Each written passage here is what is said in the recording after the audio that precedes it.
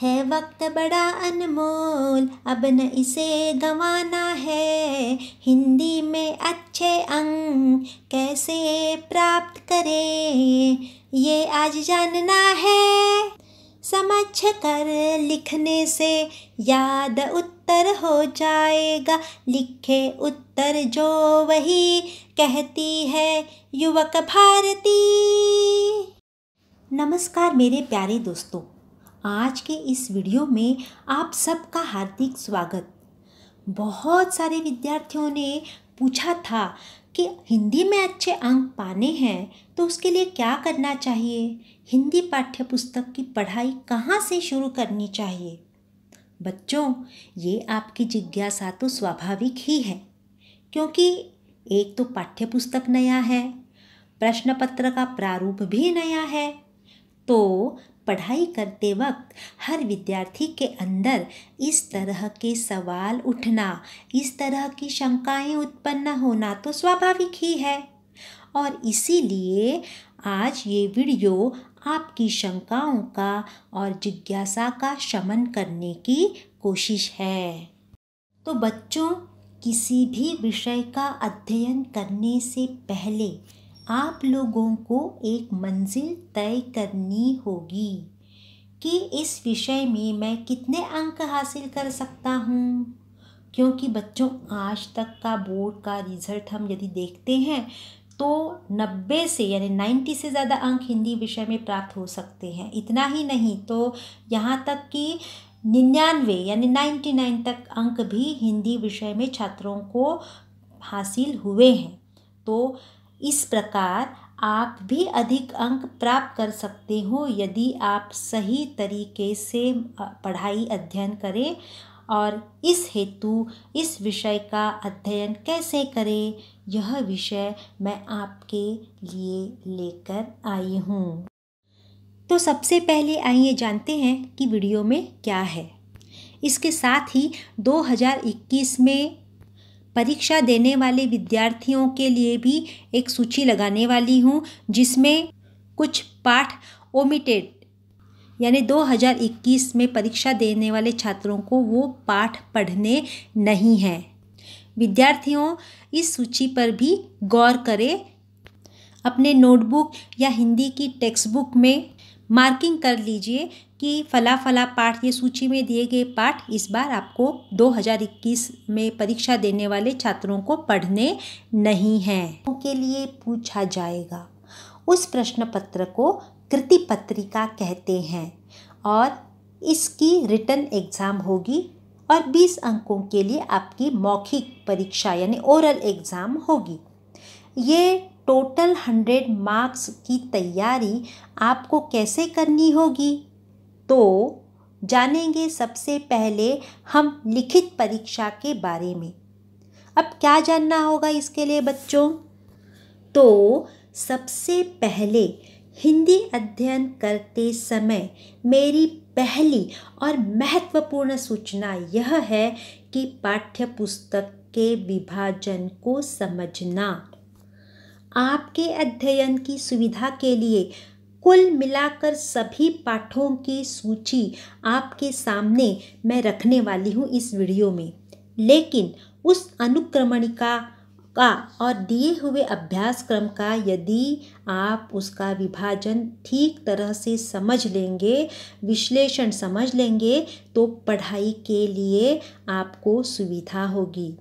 क्योंकि प्रश्न पत्र में जब प्रश्न पूछे जाते हैं तो प्रत्येक विभाग पर आधारित प्रश्न ही दिए जाते हैं और इसलिए हमें मालूम होना चाहिए कि भाई हिंदी के अभ्यासक्रम में कुल मिलाकर कितने विभाग हैं, कितने विभाग की मुझे किस तरीके से पढ़ाई करनी है, मुझे कौन से पाठ या कौन सा विभाग थोड़ा कठिन लगता है और आसान कौन सा लगता है और मुझे किसकी ज़्यादा तैयारी करनी पड़ेगी। इसका अंदाज़ा आने के लिए बच्चों पाठ्यपुस्तक के विभाजन को समझना बहुत ज़रूरी होगा। इसके बाद आता है पाठ्यपुस्तक का बारीकी से अध्ययन करना। बच्चों, जितने भी पाठ आपके पाठ्यपुस्तक में हिंदी युवक भारती में दिए हुए हैं, उनको एक बार तो ध्यानपूर्वक और बहुत बारीकी से पढ़ना ज़रूरी है। और तब जो शब्दार्थ यानी कठिन शब्द दिए हैं उनका अर्थ समझने की भी कोशिश करें। जहाँ पर मुहावरे आए हैं उन मुहावरों को आप अंडरलाइन करके रखिए, रेखांकित कर लीजिए। और कहीं कहीं पर कथन या कुछ अन्य प्रसंग भी आते हैं तो निश्चित ही उनको समझने का प्रयास करिए। इसके बाद सर्वप्रथम कृति पत्रिका के फॉर्मेट को यानी प्रारूप को ध्यान से पढ़िए, क्योंकि बच्चों जो कृति पत्रिका है यानी क्वेश्चन पेपर है उसके प्रारूप को यानी फॉर्मेट को जब तक आप अच्छी तरह से नहीं समझते हो तब तक आप अच्छे से तैयारी नहीं कर सकते हो। कृति पत्रिका जाने बिना यानी क्वेश्चन पेपर फॉर्मेट जाने बिना की तैयारी गधा मजूरी जैसा ही होगा। बहुत पढ़ाई की, घंटों घंटों पढ़ाई की, परंतु अच्छे अंक ही नहीं प्राप्त कर सकते हो बच्चों यदि आपने ऐसा विदाउट कृति पत्रिका पढ़ाई शुरू की तो। इसलिए बच्चों आपको ये पता होना चाहिए कि मुझे क्या पढ़ना है, कितना पढ़ना है, कैसे पढ़ना है और क्यों पढ़ना है। उसके लिए हम कैसे तैयारी करेंगे तो देखते हैं बच्चों कि जब आप कृति पत्रिका का अवलोकन करते हो, उसको ध्यान से देखते हो तो आपको पता चलता है कि गद्य विभाग यानी प्रोज सेक्शन के लिए 20 अंक निर्धारित हैं, क्योंकि गद्य विभाग से कृति कार्य करने के लिए पूछा जाता है। जिसमें गद्य विभाग में आप कौन कौन से पाठ हैं, पाठ्य पुस्तक में जो सूची दी गई है तो यहाँ पर हम देखते हैं कौन कौन से पाठ है। तो निराला भाई, लेकिन यह पाठ 2021 एग्जाम में ओमिटेड है। आदर्श बदला नाम का पाठ है, पाप के 4 हथियार, सुनो किशोरी, ओजोन विघटन का संकट। इनकी सबकी तैयारी आपको करनी है। आगे का जो पाठ है कोख जाया, वह 2021 एग्ज़ाम में भी ओमिटेड है। उन छात्रों को नहीं करना है जो 2021 की बोर्ड परीक्षा दे रहे हैं। अब दूसरा विभाग है पद्य विभाग यानी पोइट्री सेक्शन, जिसका वेटेज है कुल 20 अंक। अब इसके अंतर्गत कौन सी कविताओं का अंतर्भाव किया है वो देखते हैं। नवनिर्माण, यह कविता आपको पढ़नी है, पहली ही कविता है टेक्स्ट बुक में। बाद में तीसरे क्रमांक की कविता आती है सच हम नहीं सच तुम नहीं, लेकिन ये कविता भी 2021 मार्च में परीक्षा देने वाले 2021 की, वो मई में भी हो सकती है, तो परीक्षा देने वाले छात्रों के लिए ओमिटेड है। आगे की कविता वृंद के दोहे, गुरुबानी, ये 2 कविताएं बहुत महत्वपूर्ण है। पेड़ होने का अर्थ है, चुनिंदा शेर। फिर से आगे जो 2 कविताएं आ रही हैं सुनू रे सखिया और कजरी, ये 2 लोकगीत के प्रकार 2021 मार्च के लिए ओमिटेड है। ध्यान रखिए बच्चों कि यहाँ मैंने संपूर्ण पाठों की सूची लगाई है, क्योंकि भविष्य में परीक्षा देने वाले HSC छात्रों के लिए इस वीडियो द्वारा उनको भी मार्गदर्शन मिले। अब अगला विभाग है विशेष अध्ययन, जिस पर आपको 10 अंकों के प्रश्न पूछे जाएंगे। इसके अंतर्गत केवल एक ही कनुप्रिया नाम का पाठ आपको पढ़ना है। नेक्स्ट व्यावहारिक हिंदी विभाग आता है, वेटेज है 20 अंक, लेकिन पाठगत आधारित यानी पाठ में टेक्स्ट बुक में, हिंदी टेक्स्ट बुक में जो दिए गए जो पाठ हैं उसमें, हाँ, उन पाठों के लिए कुल 10 अंक होंगे। अभी ये कौन कौन से पाठ हैं जिनको 10 अंक जिन पर 10 अंकों के प्रश्न पूछे जाएंगे, तो है पल्लवन, फीचर लेखन, मैं उद्घोषक, ब्लॉग लेखन का समावेश है। और आगे और एक पाठ है प्रकाश उत्पन्न करने वाले जीव। यह पाठ 2021 के देने वाले छात्रों के लिए ओमिटेड हैं।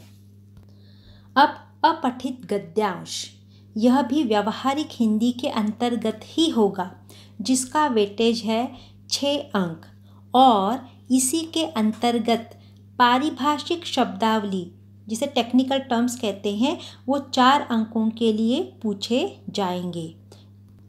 बच्चों, पारिभाषिक शब्दावली की जो सूची है वो आपके टेक्स्ट बुक पेज नंबर 109 और 110 में है, वो देख लीजिए। और फिर से मैं एक बार रिपीट करना चाहूँगी कि ध्यान रहे कि व्यावहारिक हिंदी विभाग में जो पल्लवन, फीचर लेखन, ये पाठ आए हैं या आपको जो पढ़ने हैं, उनका वेटेज यानी उनको 10 अंक हैं। 10 अंक के पर आधारित प्रश्न पूछे जाएंगे आपको। अब आता है व्याकरण विभाग, जो कुल 10 अंकों का होगा। अब व्याकरण के अंतर्गत आएगा काल परिवर्तन, रस, अर्थालंकार, मुहावरे और वाक्य शुद्धिकरण। इस तरह से हमने देखा यहाँ पर कि अंक विभाजन के आधार पर कौन से विभाग को कितना वेटेज है, जो बच्चों आपके सामने है, और उस विभाग को कितने अंक प्रदान किए गए हैं। और यहाँ से आपको अच्छी तरह से अंदाज़ा आ सकता है कि हमें कितने अंकों की तैयारी इन पाठों से करनी है। और इसके लिए सबसे पहले आइए हम जान लेते हैं HSC बोर्ड हिंदी प्रश्न पत्र का पेपर फॉर्मेट, क्वेश्चन पेपर का स्वरूप, क्वेश्चन पेपर फॉर्मेट।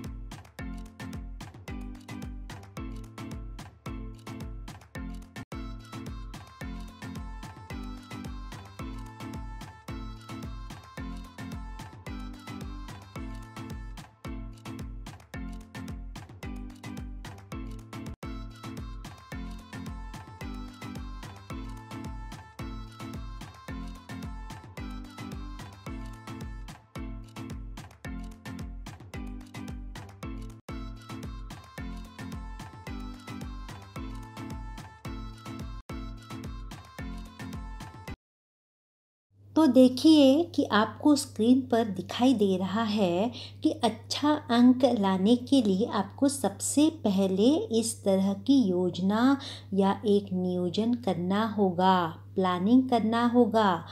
और जब आप कृति पत्रिका के इस प्रारूप को यानी रिटन एग्ज़ाम के क्वेश्चन पेपर के फॉर्मेट को ध्यान से पढ़ लेते हैं तो आपको पता चलता है कि पूरे प्रश्न पत्र में कितने भी विभाग हैं, वो सभी में गद्यांश और पद्यांश दिए जा रहे हैं और उस पर आधारित प्रश्न पूछे जा रहे हैं या कृति कार्य करने के लिए दिया जा रहा है।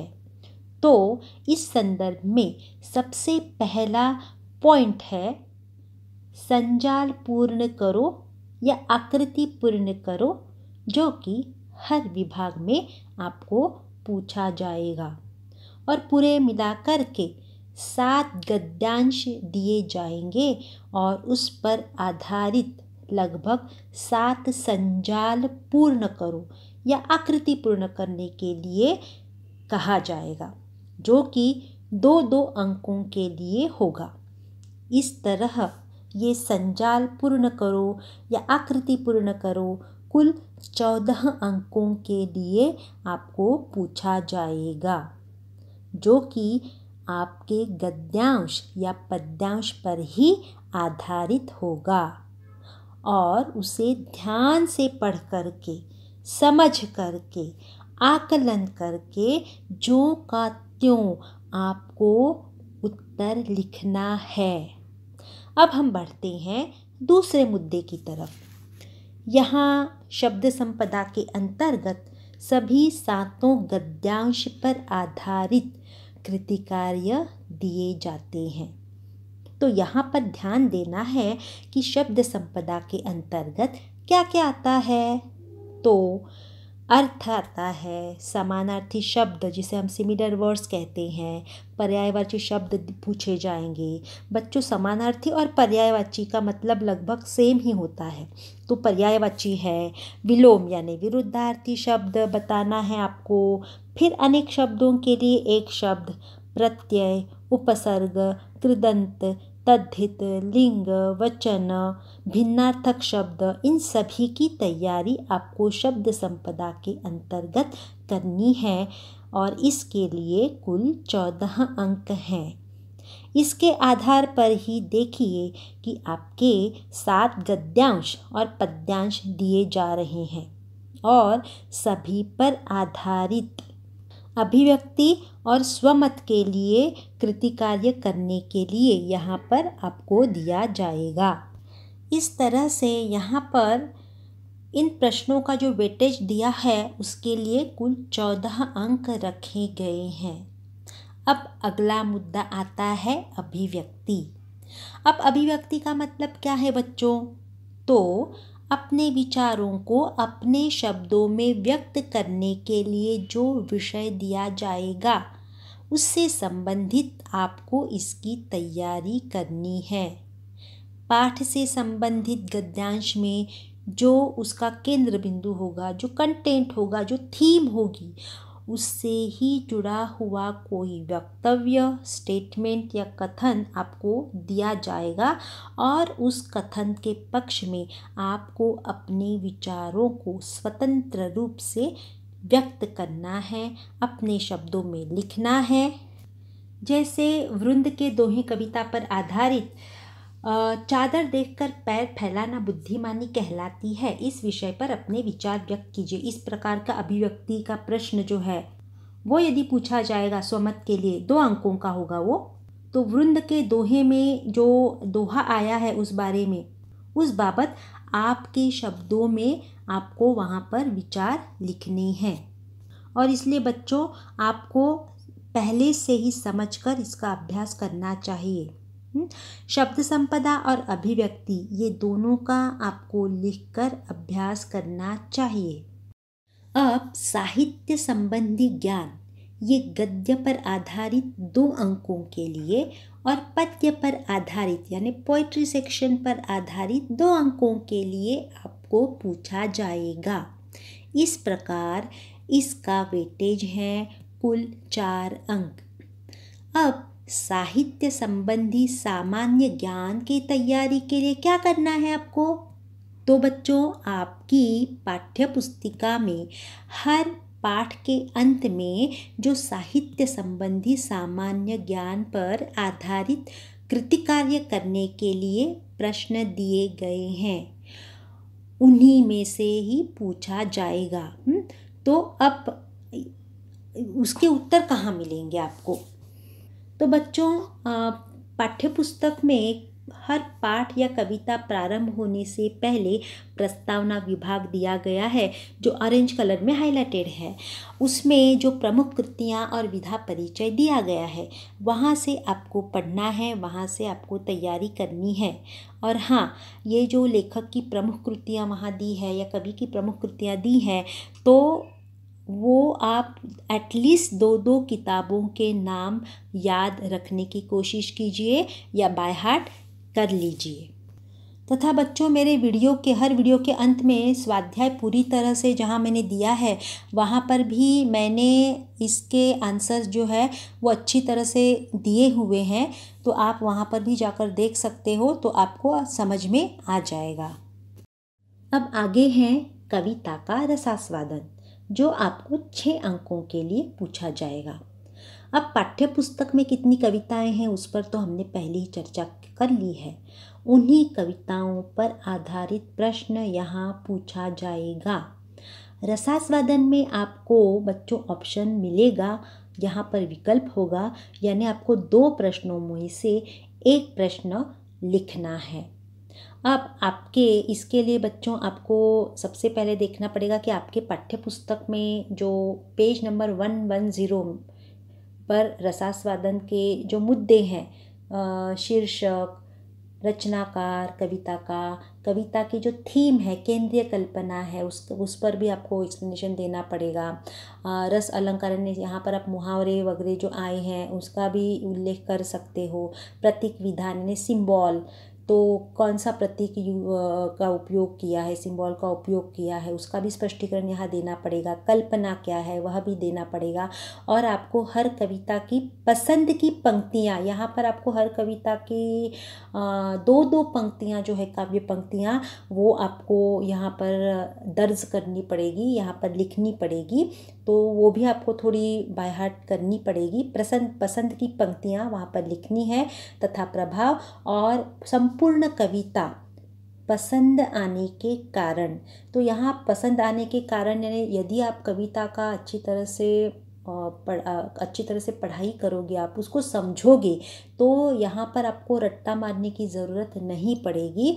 केवल ये जो शब्द है, शीर्षक, रचनाकार, केंद्रीय कल्पना, रस अलंकार, प्रतीक विधान, जो आपके पेज नंबर 110 पर बताए हैं, तो उनमें ये पूरा रसास्वादन का जो उत्तर है वो आपको विभाजित करना पड़ेगा।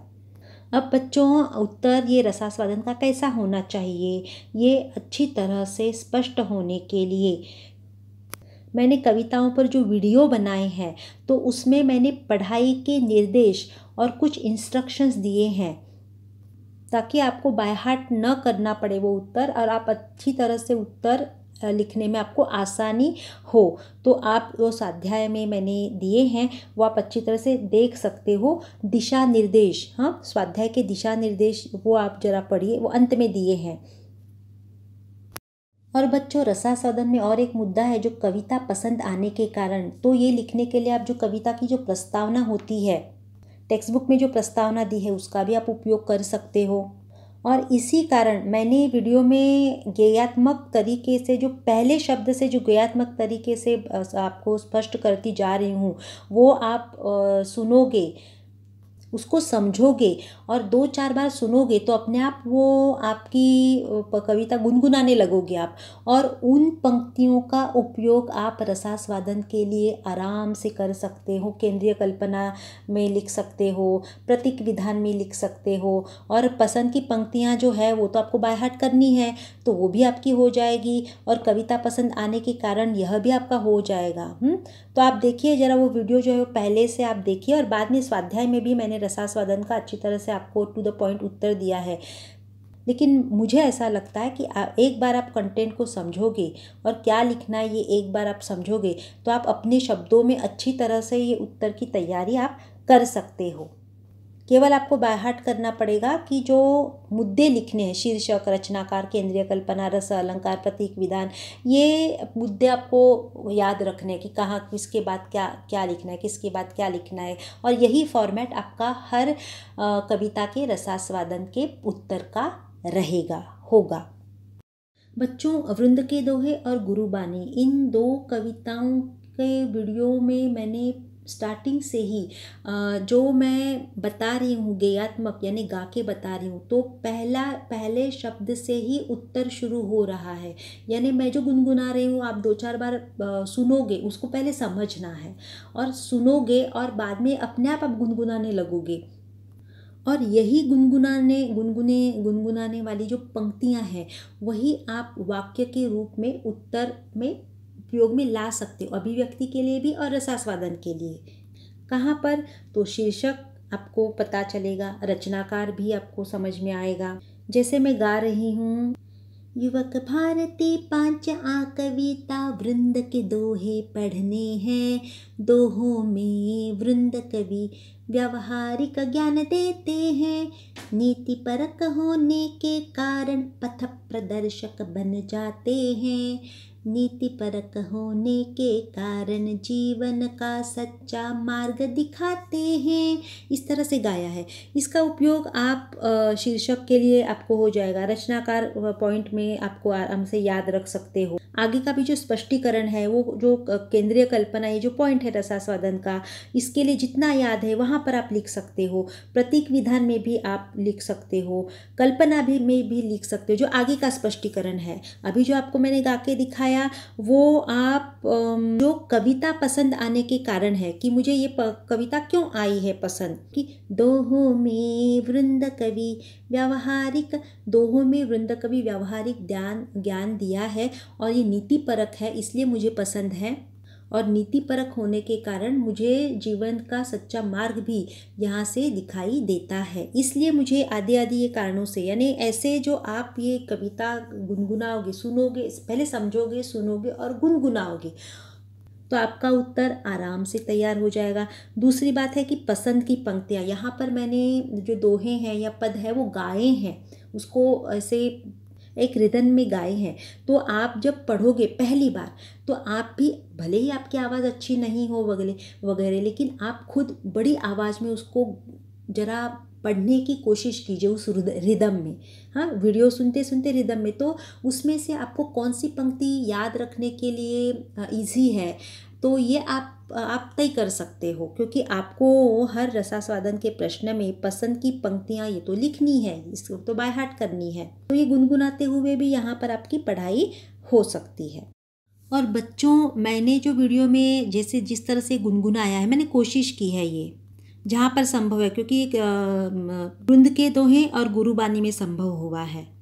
एक बार अच्छी तरह से वीडियो देखना है, कठिन शब्दों के अर्थ वगैरह जानने हैं वो तो है, लेकिन जैसे जैसे आपको टाइम मिलेगा, आप ऐसे चाय पीते हुए या लेटे हो तो आप वो बार बार सुनिए उसको, और वो सुनते सुनते जैसे हम फिल्म का गाना सुनते हैं और हमारी ज़ुबान पर बैठ जाता है, तो इसी तरह क्योंकि गुरुबानी और वृंद के दोहे बहुत इम्पॉर्टेंट कविताएं हैं, दोनों आगे की भी हैं लेकिन ये ज़्यादा है इम्पॉर्टेंट। तो यहाँ पर यदि आप ये लेटे हुए या जैसे काम कुछ कर रहे हो, ऐसे ही बैठे हो और आप जस्ट वो सुन रहे हो, तो जितना आप सुनोगे उतना आपको वो ज़ुबान पर बैठ जाएगा, और यही आपको अभिव्यक्ति और रसास्वादन के प्रश्नों में उतारना है। हाँ, वाक्य के रूप में आप वाक्य करो इसका, लेकिन वो जैसे फिल्मी गाना होता है ना वैसे।